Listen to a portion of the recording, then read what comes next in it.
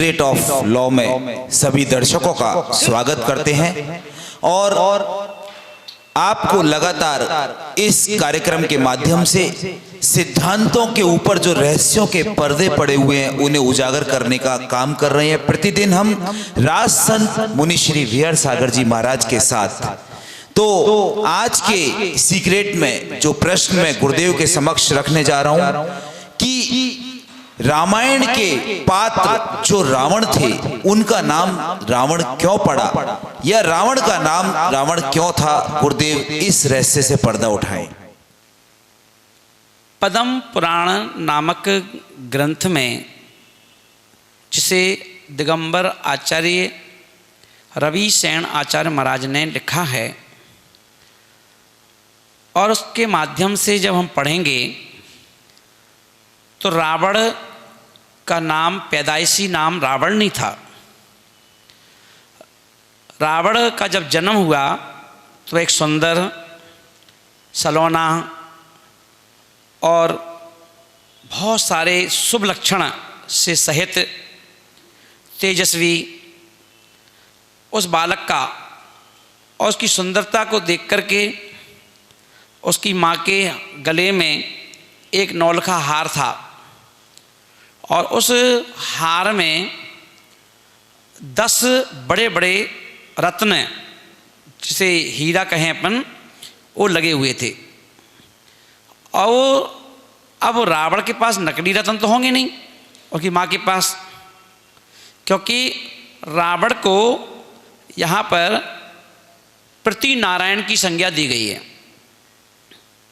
और पृथ्वी नारायण भी एक बड़ा राजा होता है और चक्र का मालिक होता है, चक्र की उत्पत्ति करता है। तो वह रावण का जो जीव था बच्चे के रूप में, तो उसकी माँ ने क्या किया, उसको अपना हार निकाल करके और वो हार उस नवजात शिशु के गले में पहना दिया। और उसे जब पहनाया तो उस जो रत्न थे उन रत्नों में 10 रत्न थे और 10 रत्नों में उस बच्चे की शक्ल दिखाई दे रही थी। जैसे हम दर्पण लगा दो, यहाँ पर 8-10 दर्पण लगा दो और उन दर्पणों के माध्यम से उन हर रत्न में एक फ़ोटो दिखाई दे रही थी उसकी। मतलब एक बच्चा तो एक ही था, पर एक बच्चे की फ़ोटो उन 10 रत्नों में दिखाई दे रही थी। तो इसलिए उस बच्चे का नाम रख दिया उसकी माँ ने दशानन, यानी जिसके 10 चेहरे दिखाई दे रहे हैं, है ना, उसका नाम दशानन, ये नाम रखा गया। और रावण का नाम दशानन से जाना जाता था, मगर रावण यूँ पड़ा कि एक दिन रावण को जब वह अपने विमान से, पुष्पक विमान से जा रहा था, तो विमान जब आकाश मार्ग से जाता है तो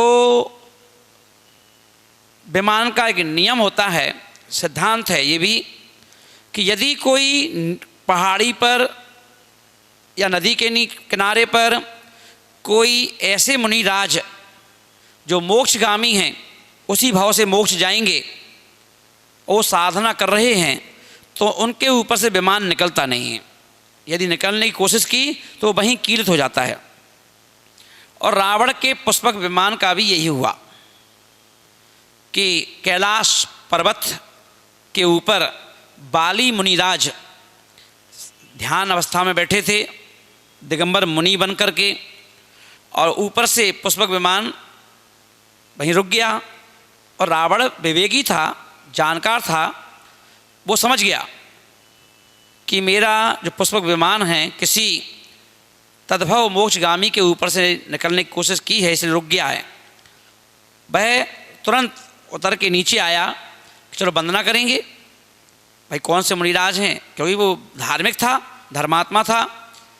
पर उसने जब नीचे आके देखा कि बाली मुनिराज हैं और बाली ने उन्हें कईयों बार परास्त किया था रावण को, तो इसलिए बाली को देख करके उसके अंदर बैर उत्पन्न हो गया। पर फिर भी डर तो था कि ये बाली मुनिराज भले मुनिराज तो बन गए, पर यदि हम इनके सामने लड़ाई की भाव से गए तो ये हो सकता है अभी भी हमें पकड़ लें। तो उन्होंने मन में सोचा कि सामने से मत जाओ। रावण के अंदर बहुत शक्ति थी, तो रावण जो था वो कैलाश पर्वत के अंदर घुस गया। क्या भाव लेके हुए कि मैं पर्वत को उठाऊंगा और पलट दूंगा, तो बाली अपने आप पर्वत के नीचे दब जाएंगे और उनके प्राणांत हो जाएगा। ये सोच कर के वो पर्वत के अंदर घुसे। जैसे अपन कहते हैं ना, वो अंदर अंदर सुरंग बना लेते हैं, तो वो इस तरह से घुस गया रावण। और जैसे ही रावण घुसा तो पर्वत हल्का सा हिला, तो पर जैसे ही हिला तो बाली मुनिराज भी मुनिराज थे, रिद्धि सिद्धि के धारी थे। उन्हें तुरंत ज्ञात हो गया कि ये पर्वत क्यों हिला, इसमें रावण घुस गया है और वो इस पर्वत को पलटना चाहता है। पर कोई भी मुनिराज उपसर्गों से डरते तो नहीं, पर उस पर भरत चक्रवर्ती के द्वारा बनाए हुए 72 जिन बिंब थे और बहुत सारे जीव जंतु भी थे पहाड़ पर।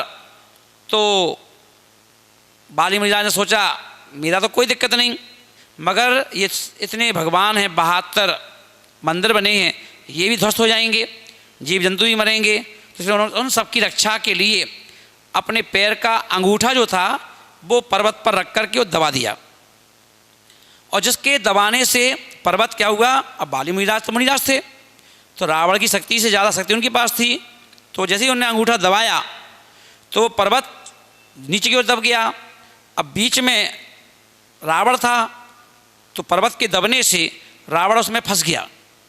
अब वो ना तो पर्वत को उठा पा रहा था, ना ही वो पर्वत से बाहर निकल पा रहा था, और वह दर्द पीड़ा होने लगी और वह ज़ोर ज़ोर से रोने लगा।